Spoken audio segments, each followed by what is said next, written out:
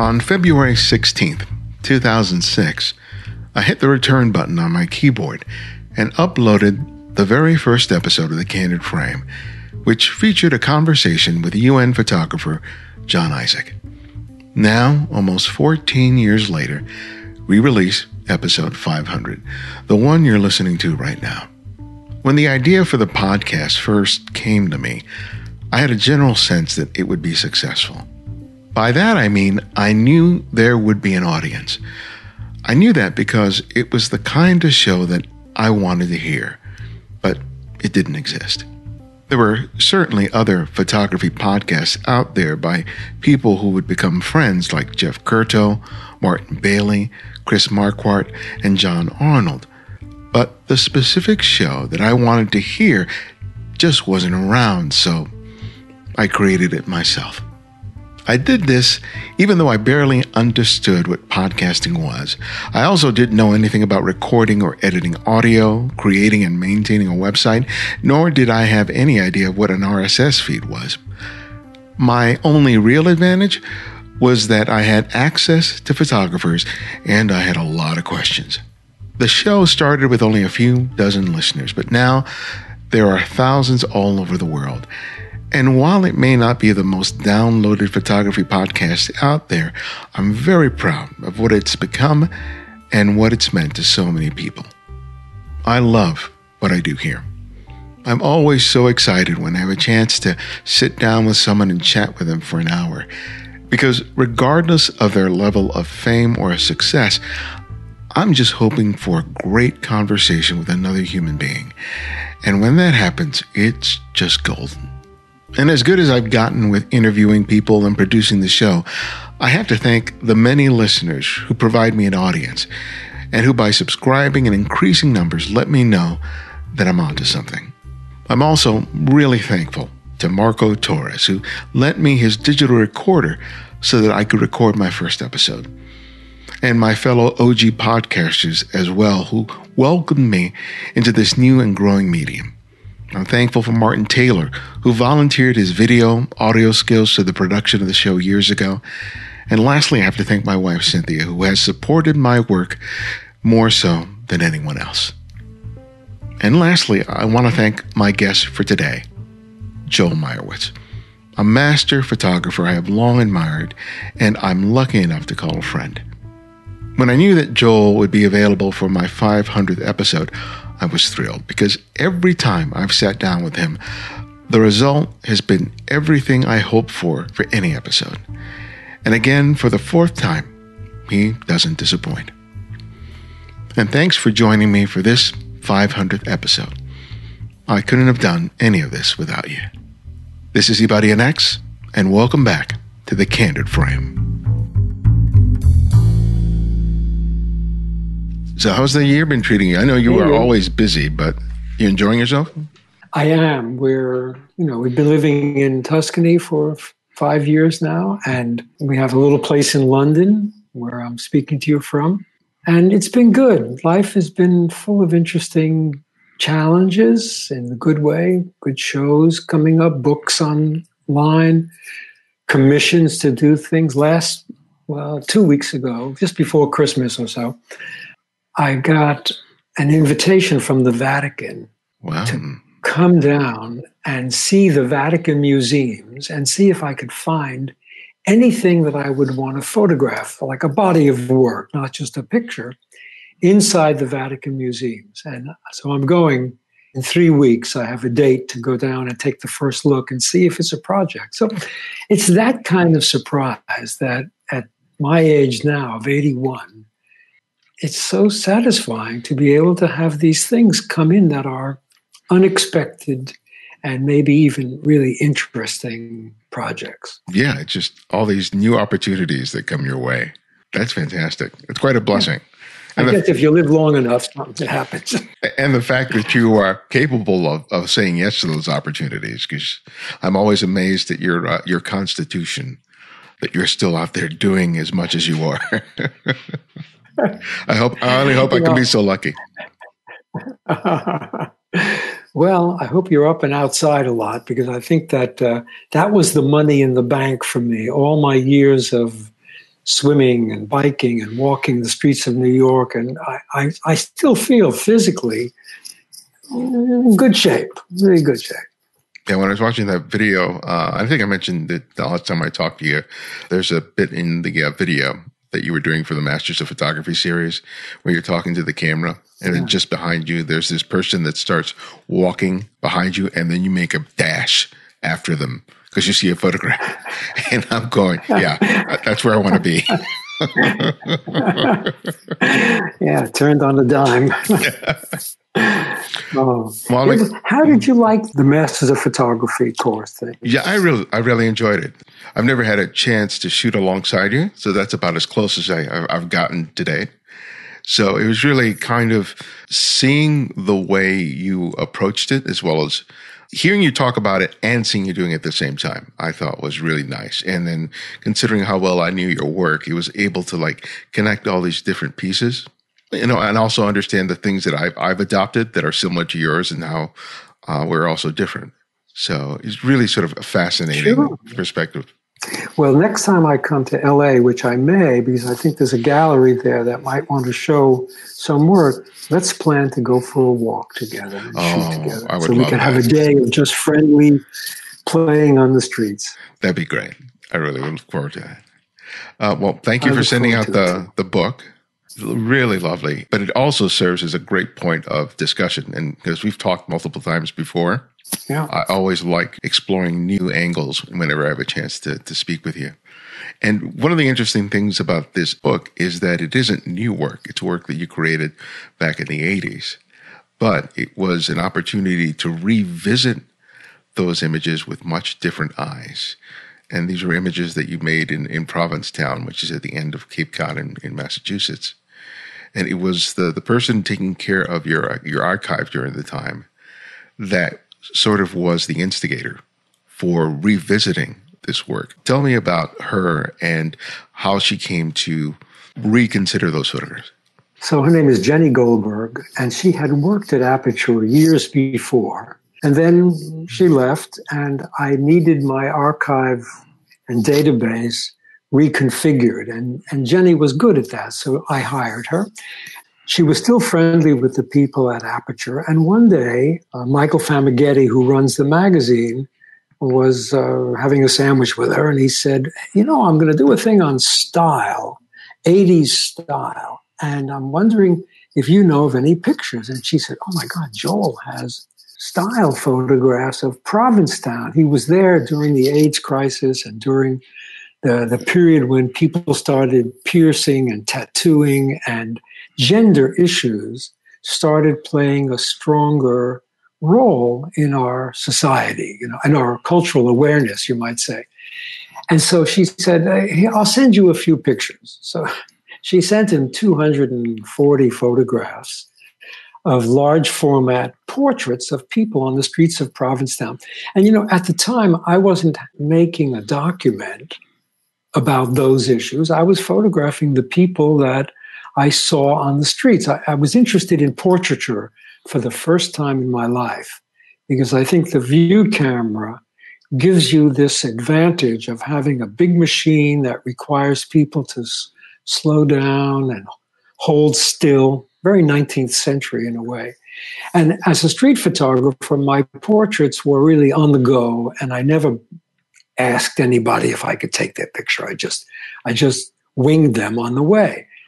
And so this required a whole different set of instincts and approach in order to make a serious portrait of another person, and even ask the question, who is this portrait of? Is it of them, or does it reflect me?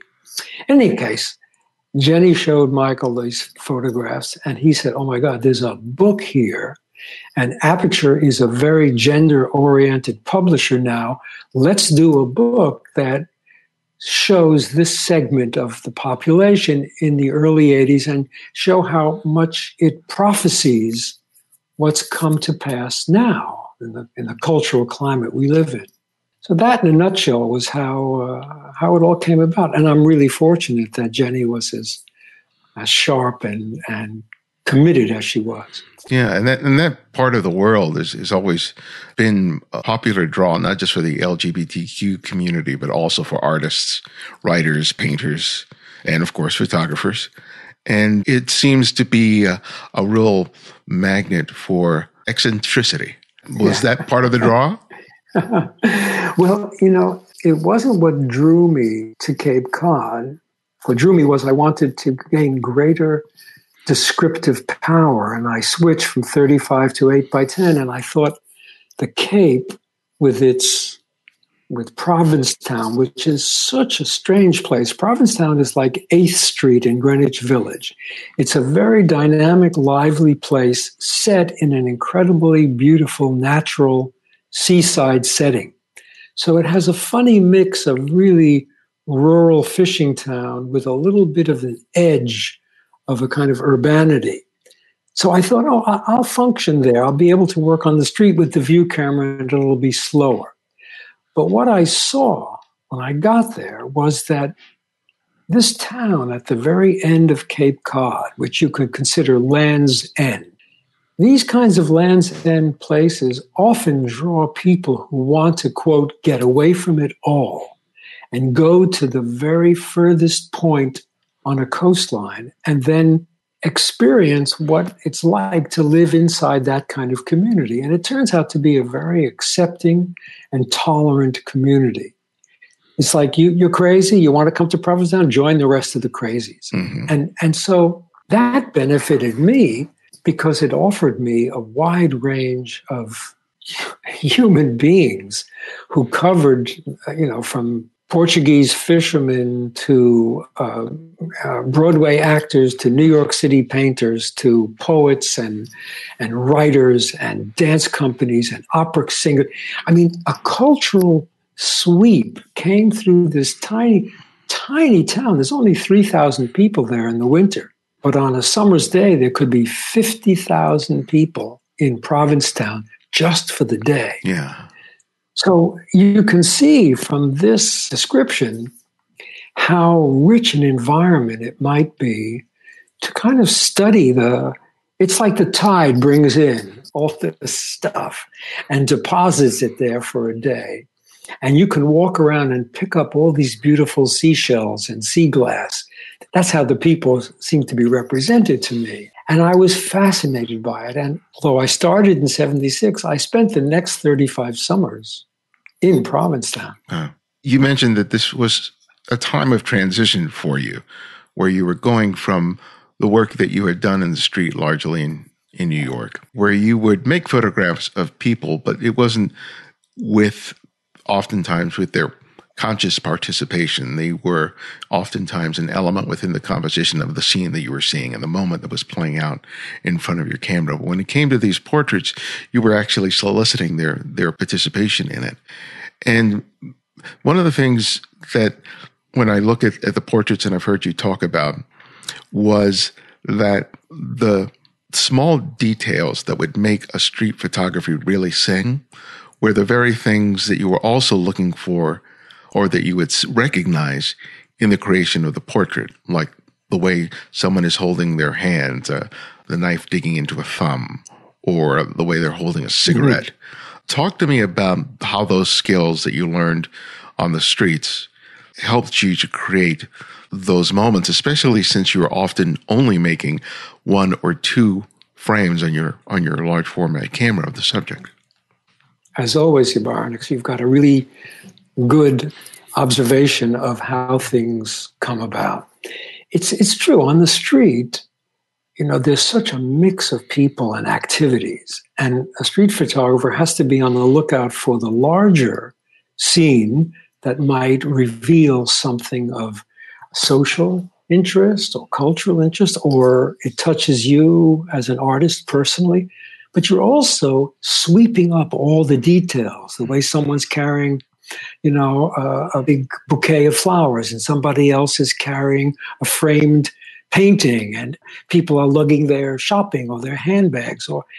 All of this richness is part of the little pings across the street photograph's frame that keep the interest engaged. So when I started making portraits of these people, And by the way, I use the same instinct, you might say. If I'm walking down the street in Provincetown, people are just coming past me, and suddenly one person, for some reason, has a kind of vibration that touches whatever my core vibration is, and I sensed a possible harmony. And in those moments, I would sort of have to get my courage up and cross the social barrier between strangers and go over to this person and say, hi, I really need to make a portrait of you. And of course, I'm standing there with a 6-foot-tall wooden camera on a tripod, and they immediately see, what's this wooden camera? What's this guy doing? And so, in a way, the camera acts as bait, and people would take me seriously. They wouldn't think I was going to run up with an iPhone. Of course, in those days, there were no iPhones. And so people would be curious about me, and it would allow me just that breath or two to establish a kind of communication rhythm with them. It could be playful. You say something funny, or you make an observation about their clothing or the way their sunburn looks or something. And by establishing that human moment and then getting them to say yes, I could then say, oh, well, let's stand over here and I'll set my camera up. And then I would tell them it's going to take, a couple of minutes because this is a 19th century instrument. It's very slow. And really what I want from you is to be able to look into the camera. I'm only going to take one frame. I want you to look into the camera. And if possible, I want to see if I can see your secret. Whatever your hidden mystery is, I'm hoping you're going to deliver it to the camera. And then I'd tell them to hold still, and I'd focus the camera, and I'd put the holder in, pull out the dark slide. And then I step aside so that I'm alongside the camera. I'm not behind it like a 35 millimeter. And at that point, I have to keep a line of conversation between me and them, like a thin thread, like a spider's web thread, in which I'm holding them there so that they can feel a kind of a moment of relaxing and giving themselves over to the camera. So I don't press the button when I see them posy, smiling too much, or giving their body some kind of cute form. I wait until they dissolve. And some instinct in me says, their reality is telling itself in this moment. Now, it's a risk. You can be wrong 50% of the time, right? You say yes, and it's a no. But I've trained on the street for long enough, and I certainly learned as I was making these portraits how to read human potential. I could see someone who's unsettled, and I would just hold on a little longer and talk to them a little more until I got them to kind of just melt. Because what I wanted, and I think this is important to consider for all your listeners, is that portraiture, particularly today in the era of the smartphone, is very self-conscious. And everybody's posing and trying to look their best. What I wanted was the possibility of intimacy, of human intimacy between two strangers, where someone would trust me enough to relinquish something of their secret to the camera. And I think if you look at these pictures carefully in Provincetown, it's almost in every picture that you get a feeling that you're with the person. Yeah. It's not a stage studio portrait. There's something vulnerable about these people. I mean, I don't know. Is that your experience? There's a genuineness there. Good. That comes across in your portraits, which is something that I really love and something that I always strive to achieve in my own photographs. But as you said, with mixed success. But you wrote something interesting in the book about the three sort of components that sort of make not so much the photograph, but the experience of making the photograph. And we've just talked about the third point. The first point was having an understanding of how the camera sees, having an understanding of how the photographer sees, And then that third thing in terms of the almost indescribable X factor of the recognition of the genuine moment. And it seems that a lot of people get fixated on the first two because you have to have become comfortable with the first two in order to be able to give yourself up to the third thing, which is so ephemeral. You're so good. You really understand. You really understand the nature of this game of sight that we photographers play with the world at large, whether it's portraiture, animal photography, landscapes, whatever it is.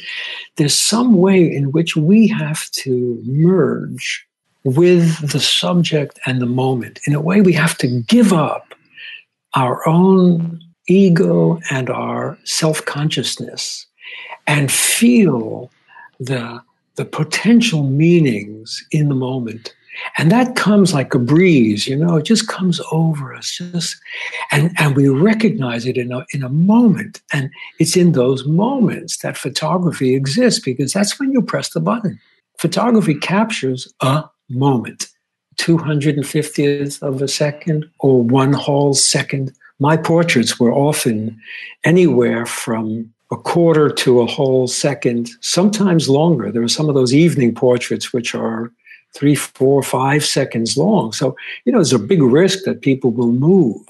So the skills that one has to learn to maintain the subject's stillness and the purity of their giving over of themselves, relinquishing their secret to a camera operated by someone they just met.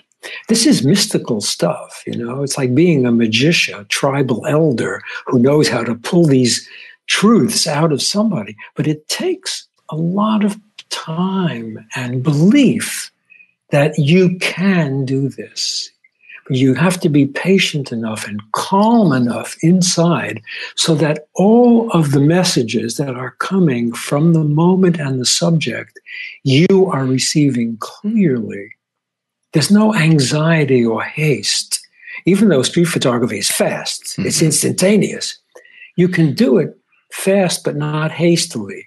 In other words, if you expand the moment of consciousness, your own consciousness as an artist, time becomes flexible so that in the space of recognition comes the thousandth of a second of pressing the button. Yeah.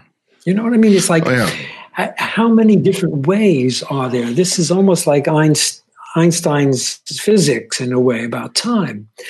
You can manage these two dimensions of time in the same living consciousness of your being there, recognizing it, raising the camera, pressing the button, and knowing that you have crossed paths with this moment of what? Of your destiny. Yeah. That you've either created this moment or you've witnessed this moment. And I know it's probably going to sound to our listeners a little bit, like new agey, but you talk to any serious photographer who's done it during the course of their lifetime, and they will say something similar, because it's not only mechanics. There's an understanding of the temporal nature of time's movement and passage, and the actions we see that take place in that are things we can comprehend quite fully if we've practiced the medium long enough. And it's something to aspire to. I think that for all of your listeners out there, that photography isn't pure mechanical, press the button, aim the lens. Photography also has this spiritual dimension in which your humanity is what is being recorded along with the subject matter. And if you look at the work of any great photographer, Robert Frank, Cartier-Bresson, you see again and again in the photographs the expression of their humanistic qualities, how moved they were by what they saw. It's not just design out there. It's something that is so special about this medium, that a machine can record emotions and feelings and humanity, and we give this to each other as our offering. It's not just about shaping a picture nicely in a frame, but how much compassion or emotion or understanding can you bring to the frame with an interesting, arrangement of all this information. And I think that's the secret of photography in the 21st century. For me, what I love most about it is its ability to solicit wonder, especially when it's of the most ordinary and familiar scenes or subjects. The details that become so important in a portrait are always hold a fascination for me because they are often so subtle and minute. And I think that what I love about it is the presence of awareness. You have to be in that moment in order to be able to recognize it. Because as touchy-feely as it can be, sort of recognizing the moment that you actually release the shutter, it's actually because you're paying attention not just to the person's face, but the way their shoulders are, the placement of their feet, all those small little, almost imperceptible things that when all of a sudden they just sort of come together and then you recognize it and you make the photograph. And it's the same thing that I experience on the street, where it's the light, it's the person walking in front of me, and then there's also this person in the background, and this person closing an umbrella, and all these sort of disparate elements that are happening within a fraction of a second.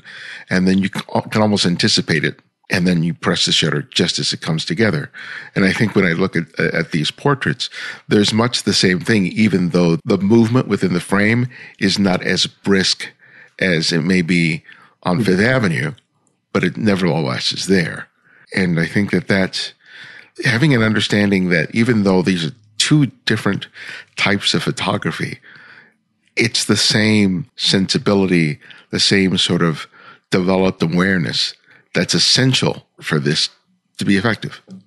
Beautifully said. And the key word, right, early on in your statement, you said, I notice. What else is photography? It's us walking around with a camera, noticing the things that are interesting to us. And it's the multiplicity of things, right? The small details, the large forms, the way shadows cut across it, the movement of people. We are trying, the photographers who really understand the nature of the medium, we're trying to unify all of the things we see in an organized way, in a rectangle, so that it makes for an interesting moment of observation. Mm-hmm. To me, I call that the game of sight. It's just the pleasure of being out in the world and noticing the little details and the big gestures. Because for me, and we've talked about this before too, when you hold a photograph in your hand, or you look at it in a book even, you start to read the photograph. It's like a text. And it's not like words on a page where you read from the upper left across the first line and down until you get to the bottom of the page. The text is open-ended. You can enter anywhere that the picture calls out to you. Somebody might see the thing in the center. Somebody else might see the detail in the lower right-hand corner of the frame. We begin to read and appreciate the information in the rectangle, each of us individually, until we begin to assemble a kind of narrative. I don't mean a story, but a narrative of the events that are happening in the frame that tell us about the photographer's perception, as well as about our own interests in this. So we, as the viewer of the photograph, have a kind of communication with the mind of the artist through the selection of objects, incidents, people, lighting that person has recorded in an instant. So it's a very dynamic and dimensional reading of a flat plane. After all, a photograph is a two-dimensional, bits of color on a piece of paper or black and white on a piece of paper. And yet it represents a three-dimensional reality that people lived in, passed through, and one that we all recognize. It's not like when you look at paintings, every painter has his or her own iconography. Scribble, scratch, big brush strokes, circles, thrown paint. People choose a form for their language. Photographers are stuck with reality. You press the button, you got pavement, cars, sky, telephone poles, signage, people. You got all of it. How do you make sense out of it? How do you render it personally yours, or beautiful, or meaningful? I mean, there's so many different things we're trying to do with a photograph. It's amazing that there are that many photographers in the world who produce works of individual significance and beauty and meaning, whose work we actually look forward to seeing. I know that you had a discussion with Richard Avedon about the idea of the process of making photographs, because you, like you said, made only one or two. Richard would make a lot more than one or two of any given subject. Can you tell us a little more about that conversation? Yeah. Well, I met Dick Avedon very early in my career. In 1963, I took a class with Alexei Brodovich, who was the famous art director of Harper's Bazaar magazine. And he was famous for having sort of discovered Robert Frank and Gary Winogrand. And a lot of people had taken his class. And Tony Ray Jones, the English photographer, and I said, we'll go take Alexei's class.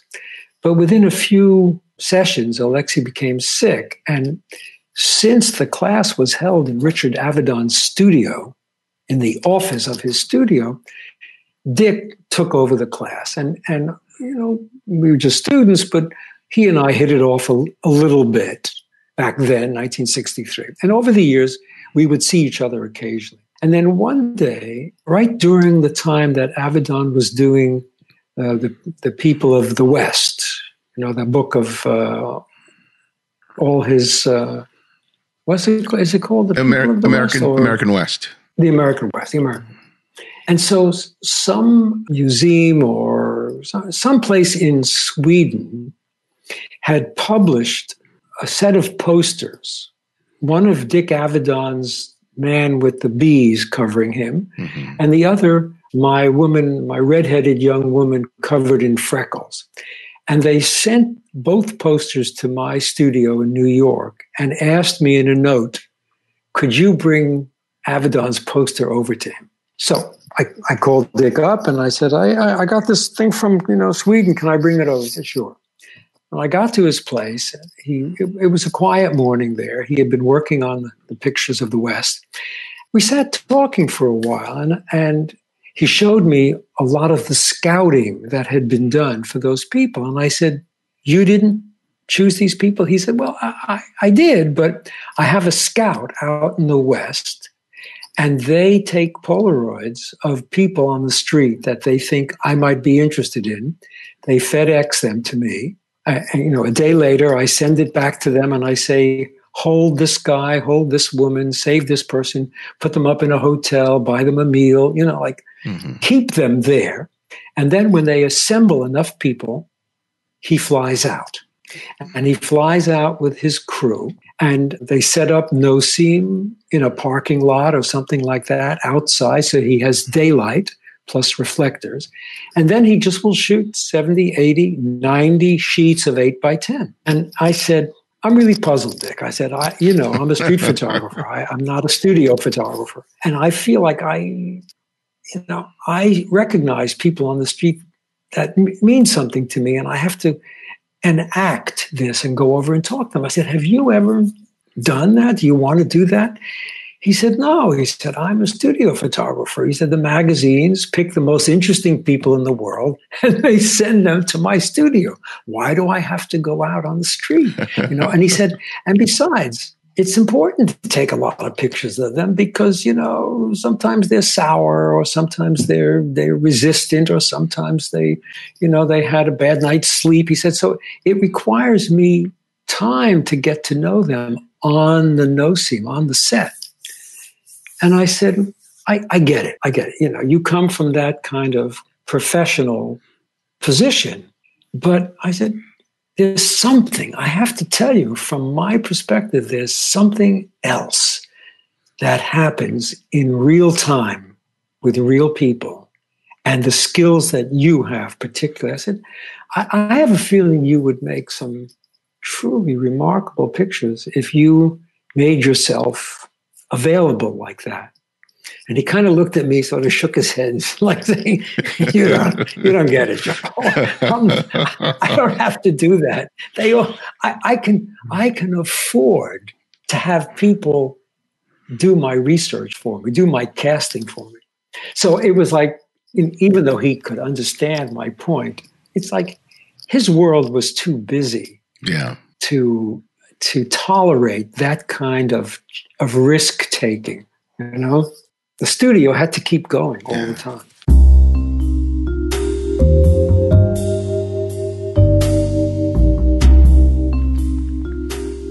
Before we continue with my conversation with Joel, I have something really important to share with you about a former guest, Reg Campbell. I interviewed Reg back in episode 397 in San Antonio, Texas, where I was attending the 4x5 Photo Fest. Reg is an amazing editorial photographer who is as generous as he is talented. When I interviewed him back in 2017, he had just completed his final treatment for leukemia. He was in good health and spirits and eager to get back to work, which he did. But unfortunately, his cancer returned and he's fighting this battle yet again. Right now, he's in need of a bone marrow transplant and he's waiting for a match, which I sincerely hope he gets. Until then, I want to leverage any influence that I have with this show to encourage you to help Reg and his family.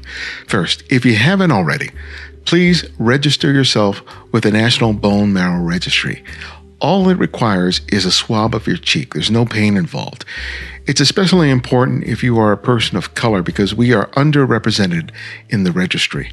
I've been on the registry myself for over 25 years.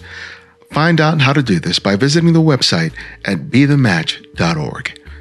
You can also support Reg and his family financially by buying one of his prints, which are available for sale on his website. It's a challenging time for any family contending with a serious illness, and it's helpful not to have to worry every day about the finances. Your purchase will really make a difference in someone's life today. How often can we say that? And lastly, spread the word on your social networks and get the word out there. Let's make a difference in Reg and his family's life today. Links for all these resources will be on the website and the show notes. Thanks.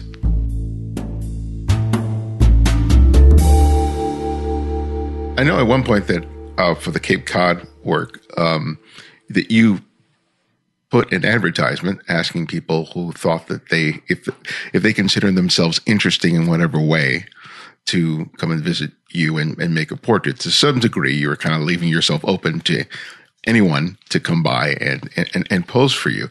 How was that different from just strictly walking around, the streets of Provincetown with that 4x5 over your shoulder and basically fishing?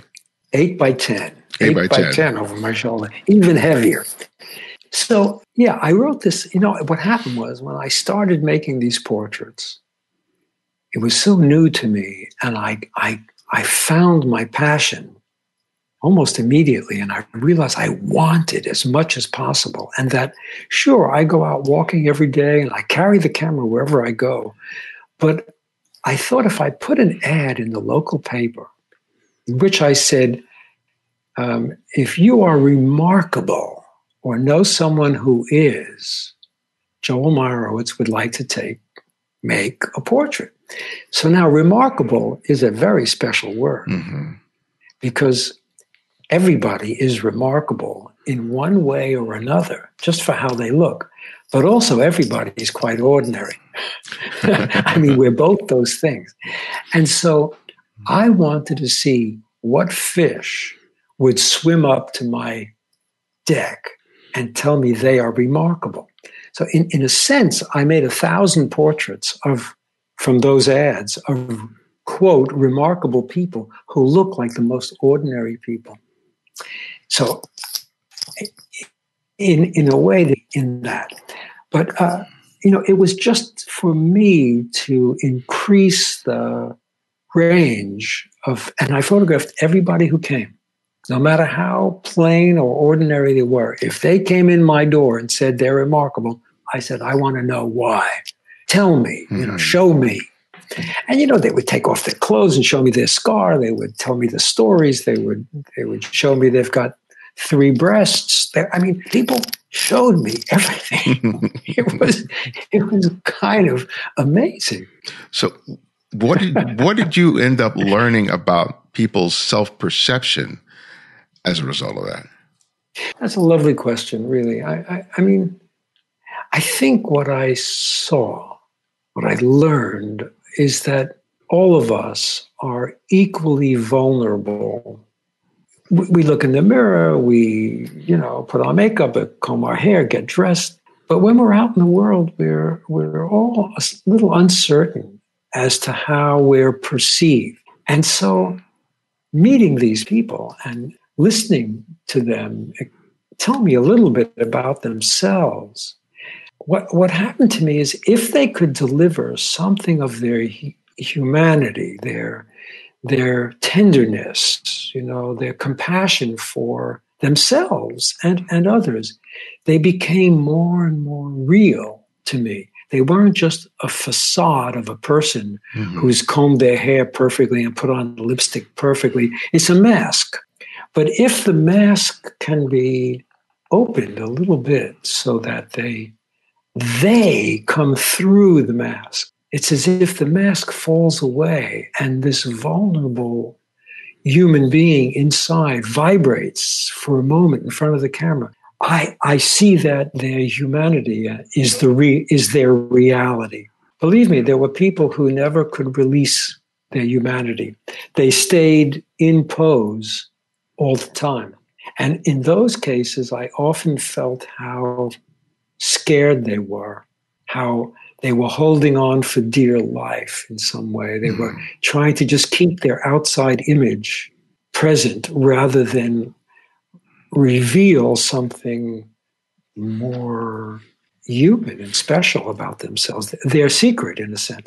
So, not every picture is a success in that way. Some of them may look good on the surface. Like there's one picture in the book that I didn't want in the book. And for some reason, the art director of the book kept on coming back to this picture. And I would say to him, it's a picture I don't really care about anymore. And, and now it's in the book. And I tell you, every time I page the book, I hit that picture. It's like a dead spot. And now the book is going to go into its 2nd edition. And I'm going to go back and say, I want to take that person out. Because it's like there's nothing there. And I don't know why he chose it. I don't know what it was he liked. Maybe she had a camouflage top on or something like that. Mm-hmm. But she is the one person in this group of pictures who doesn't deliver anything, or doesn't let us know anything about herself. I think that would be a good reason to keep it in there, because I think that's part of the reality. You think so? Yeah, I think it is. Wow. Because I think that's one of the things I've experienced when I'm out in the camp with a camera is people come up to me and say, "Take my picture," and I never decline an opportunity to do that. But when I thought about what that's about, to some degree, I always think that this is person declaring, "I want to be seen," which means to some degree they feel like they're not being seen, right? And sometimes they give themselves, or like you just said, they try to be very in control of what they're giving over, but it's still coming from the very same need. And it's really kind of interesting sometimes to see people like freely giving themselves and being completely open in the moment, and other people who ask me to make their photograph and still resist giving it over. And sometimes that tension itself for me becomes interesting.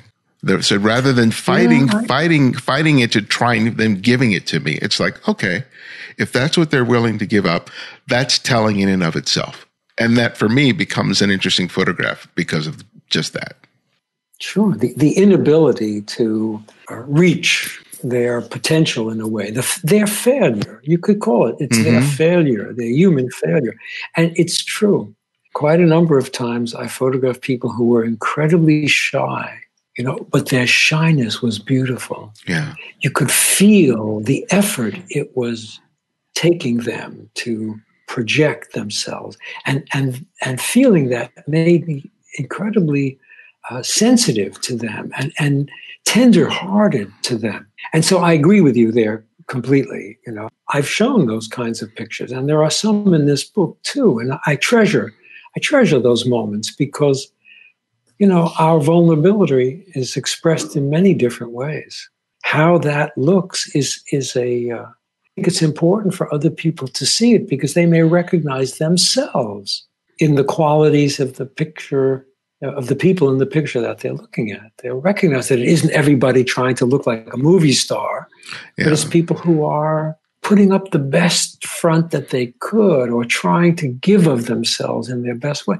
I mean, it's lovely. It's really lovely. And I feel it was such a gift to be able to make that addition to my life, that I had a chance to understand what portraiture really entailed. And it made me feel even greater respect to history's great portraitists, Auguste Sander and Nadar back in Paris in the 1840s. Nadar made unbelievably, remarkably beautiful portraits. They seem so contemporary today, even though the clothing is of the era. The people and the way he related to them. You just go through the history and see these incredible portraitists who put so much on the line. They had to go out day after day. Even Atget on the streets of Paris. I always feel Atget must have been an incredible talker, a street-wise guy, because he was an actor first, and then he became a photographer. And he knows how to talk to those peddlers on the street and those street musicians and the sellers of birds or fruit. He stands there, and somehow they, in all their 19th century stillness, give him something of their magical persona. And, I sit with those pictures and I look at them and I'm transported back in time. And I think we have such a gift in our lives to be able to look at photography from across all the ages and see what people looked like and how they responded to the photographer. They're hardly any different than we are. Just the clothing is different and the instruments are different. But human beings are still looking at one another with affection or curiosity or, resistance. I mean, it's. Yeah. I think that probably many actors could probably be really good photographers because they study humanity. And one of the interesting things about photographing people at different stages of their lives is that even though we're all very different, we're all very much the same. And I think about, the images that you made of the prepubescent kids, 12, 13, where they're just discovering their awkwardness. And that takes shape in their physicality in terms of how they're in front of the camera. Or someone, a woman who's, say, reaching middle age, or a man who's, entering into his 70s. And the way they sort of experience themselves, the way they physically manifest themselves in the world, but especially in front of the camera, that if you are observant, you get to see those similarities. And sometimes that can provide you as the photographer the cue as to what to look for, right? And I'm wondering that, considering your years, of experience observing people, both on the street and in terms of a portrait session, what would you say some of those things that have come to recognize or to look for beyond just say the physicality of just a gesture? Everybody at every stage of their life is attaining wisdom, even a child.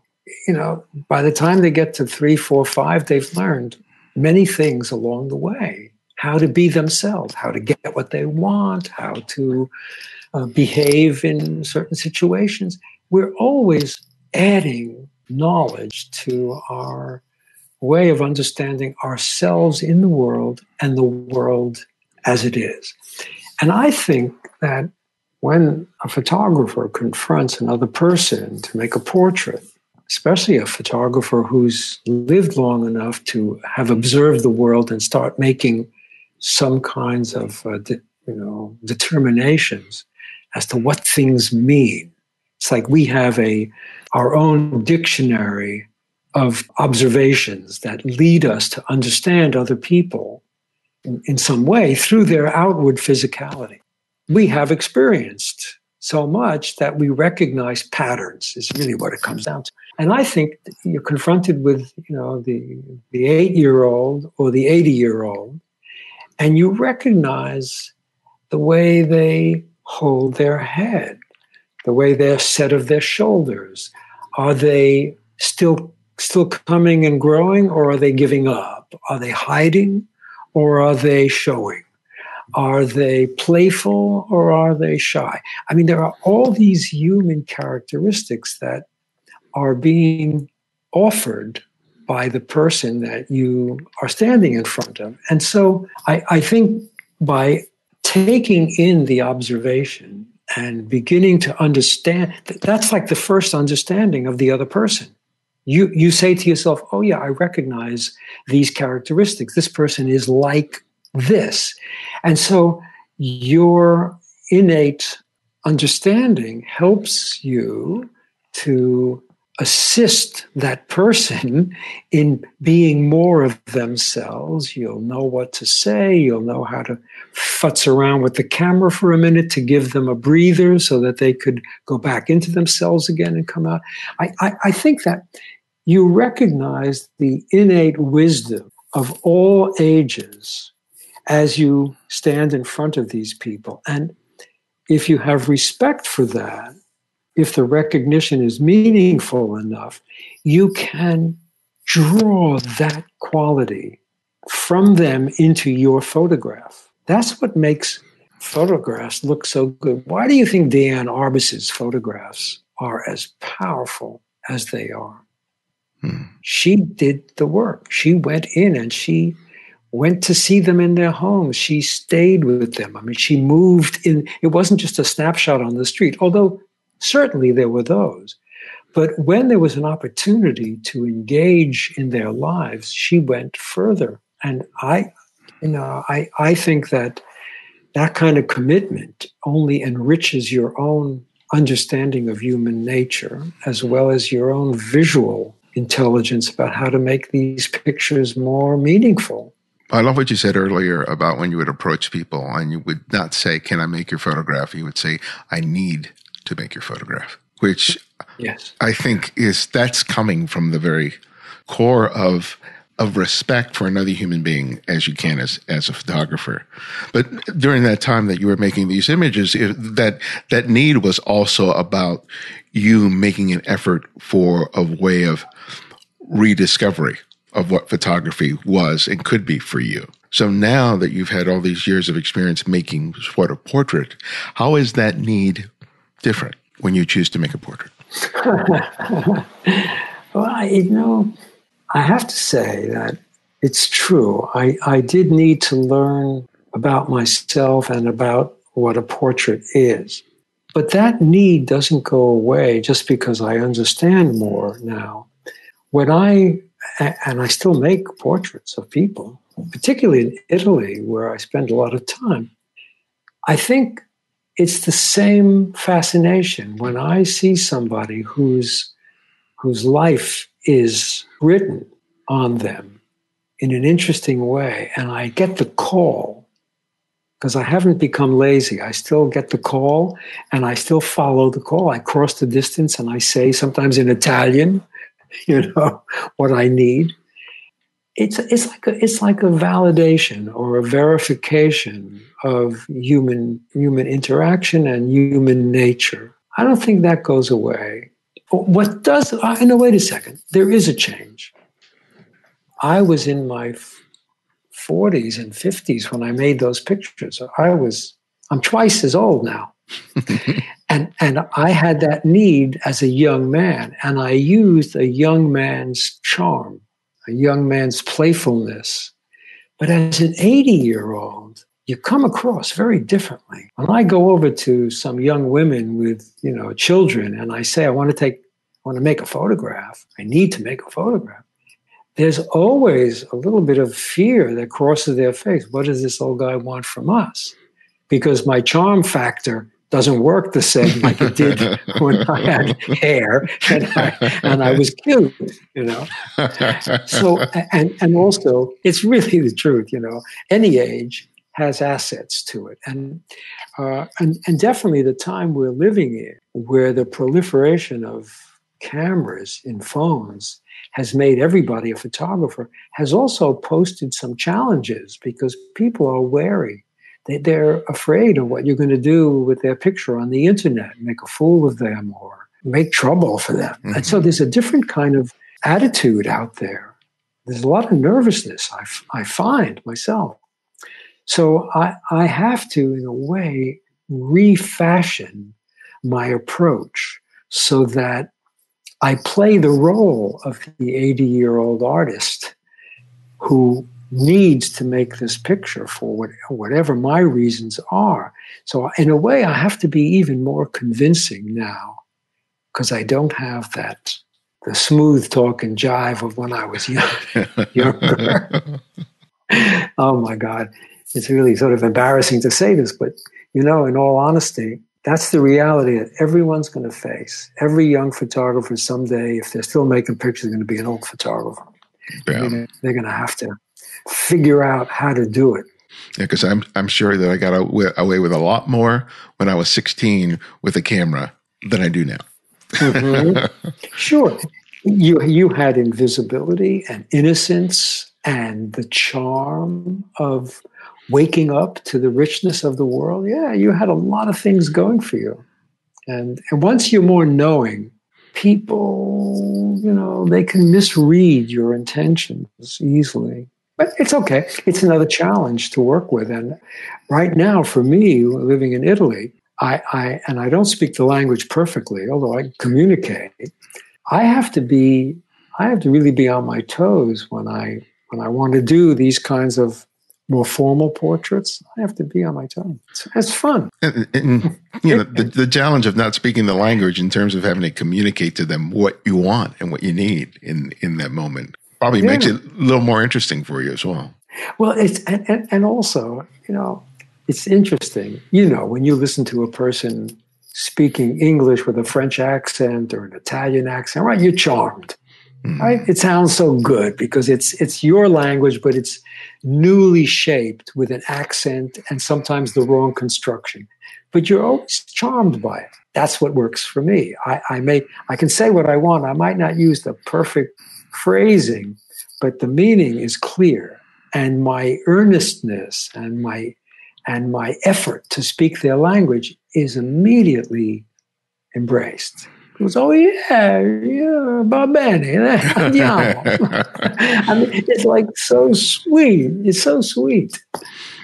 Genuineness, sincerity gets you a long way.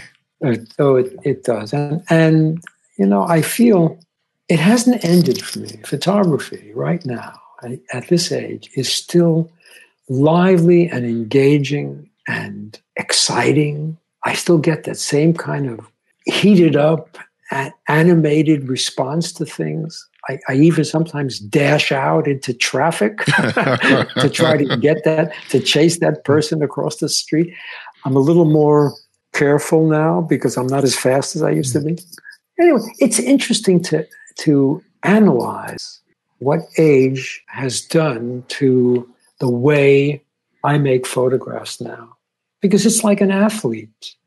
It's like Muhammad Ali getting into the ring when he was 50. It's like he doesn't have that speed. He has wisdom, but he doesn't have speed or stamina or power. Your powers are failing on the one hand, but your understanding and your wisdom has grown on the other. So one has to find a way of bringing age and knowledge, limitations and advantages, in a sense, to focus on the art that you want to make. Last time we talked, you were talking to me about the still lifes that you were doing in Tuscany. Was part of that related to that? Well, it could be in some sense, because I think there are a lot of factors that went into beginning to ask the question about what is a still life in photography. It's just another interesting question that photography throws up. But it also had location factors. It was the summertime. The temperature was so hot, it was hard to be outside in the middle of the day. So I was inside. I wanted to take advantage of being inside and do something I'd never done before. I like the idea of doing things in the near dark rather than in the light. I'm known for the light, Cape Light, all that stuff. So this was in the dark. It's sort of the opposite. And also, I think there's a period of reflection that everybody will go through at some point or another about all that you've done and what's undone. And in this case, in my late 70s, I started to look hard at singular things rather than at the open-ended characteristics of the street. I started to see that some objects often had a kind of mystique to them. And that if you turned the object around, there was like nothing, nothing, nothing. And then finally you turned it to the last turn, and there was something about the shape, the dent, the discoloration, the light on the scratches on the surface, something. And then you saw the spirit of the object, as if every inanimate thing has quality. You could walk along a beach and look at 1,000 stones in the course of an hour, but you only pick up 2. And one of them was heart-shaped, and the other looked like a puppy. But those 2 jumped out, and you reached down for them. It's as if their spirit called to you and said, Ibarra, pick me up. I want to show you something.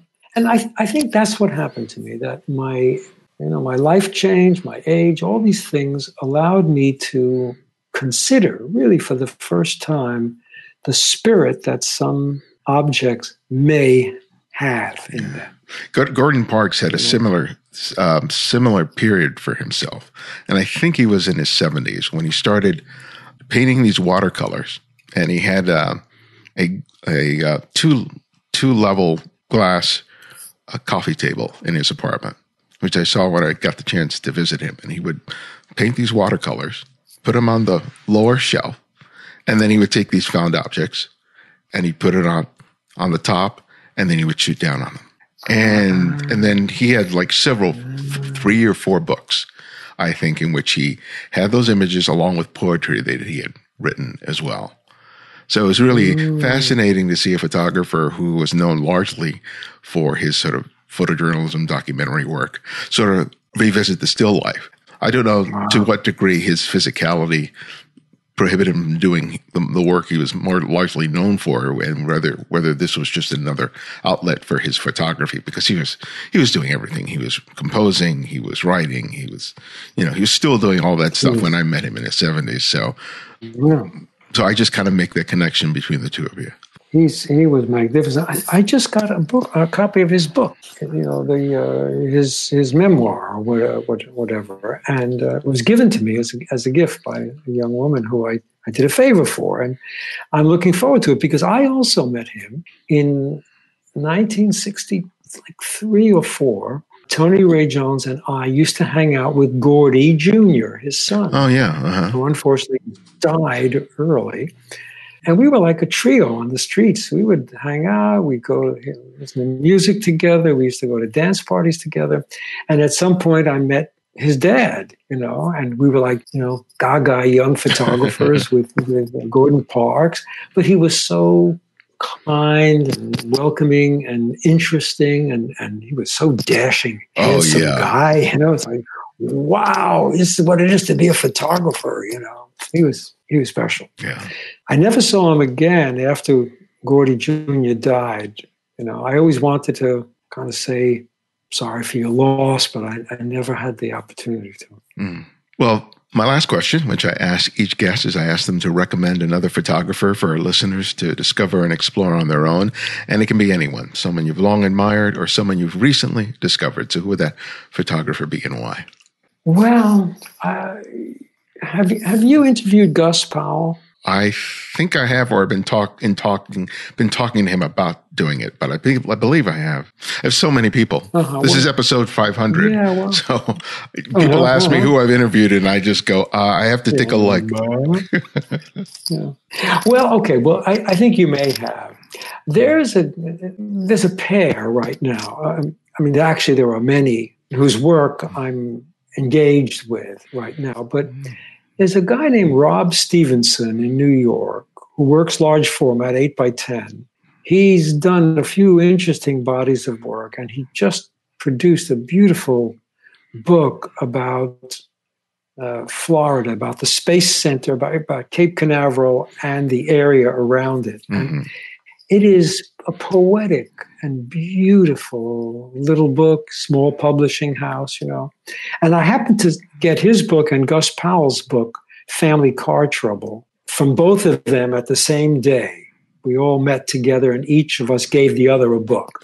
Oh, okay. And those two books are both so generous and tenderhearted and intimate and made of ordinary materials, but have a kind of, I don't know, a vision of the world as they see it today. That I've sat with these books. Unfortunately, I just brought them down to Italy, and in fact, I went to the Photographers Gallery in London 2 days ago to order those two books so I could have copies here. And I believe that they're important contributors to the ongoing development of photography that uses old values but stays contemporary. And I think it's so important to see this union between the old and the time that we live in. I have great respect for them. And I got mad respect for you, Joel, as you well know. You know, I couldn't think of a better person to interview for my 500th episode. 14th year doing this.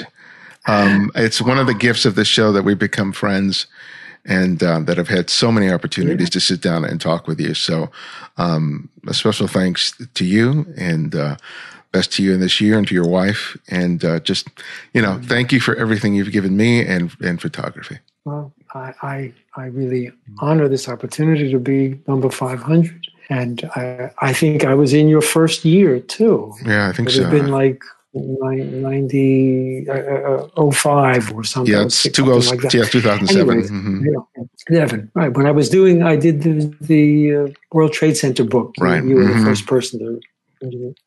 But it's always been a pleasure for me. You're really special, Ibarnex. Thank you for doing this again. Thank you.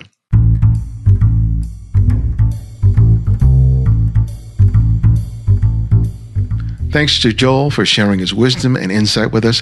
Find out more about him and his work by visiting joelmeyerowitz.com. I have several workshops scheduled this year. The first one is next month in Los Angeles as part of LA Street Week. Held by the Los Angeles Center of Photography, it's a week-long event with presentations, workshops, and exhibits. I'll be teaching a half-day workshop in Hollywood, but there will be other sessions as well by other photographers. You can find out more by visiting the link on our site or visiting lacphoto.org. I'll be in Washington, D.C. for the Focus on the Story Festival in the fall and the Memento Photographic Workshop in August, as well as my week-long workshop in Tokyo in December. You'll find links for each of these on my website and in the show notes. If you're a devoted listener and subscribe to the show, write a review on whatever service you listen to podcasts. Those reviews have led people to take a chance on our show and allowed us to grow. Along with my recent book, Making Photographs, Developing a Personal Visual Workflow, I just released my latest ebook, 9 Pictures, 9 Stories, Volume 2. The first one got a great response, and I'm back with a follow-up where I discuss stories behind 9 images that I created last year. It's just $8, and your purchase is another way you can support the show. Purchase that and any of my previous ebooks by visiting the website. You can also subscribe to our YouTube channel and our mailing list. On the YouTube channel, I offer critiques on images submitted by TCF listeners like you, while the mailing list keeps you updated with all TCF events, including special events, workshops, and more. Sign up today. And remember, you can support the show by contributing to our Patreon effort or donating through PayPal. And if you found that you can't find every episode of the show, download the Candid Frame app, which is available for both Apple iOS and Android. And because of your generosity, it's free to download and use. No additional purchases are required. The Candid Frame audio engineer is Martin Taylor, who you can find at theothermartintaylor.com. The show's senior producer is Cynthia Parker, and our music is from Kevin MacLeod, whose royalty-free music can be found at incompetech.com. And this is Ibarian X, and this is The Candid Frame.